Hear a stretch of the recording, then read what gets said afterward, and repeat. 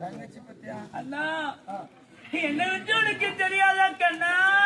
நான் ஒன்று மரியே எதற்காக அழைத்தீர்கள்?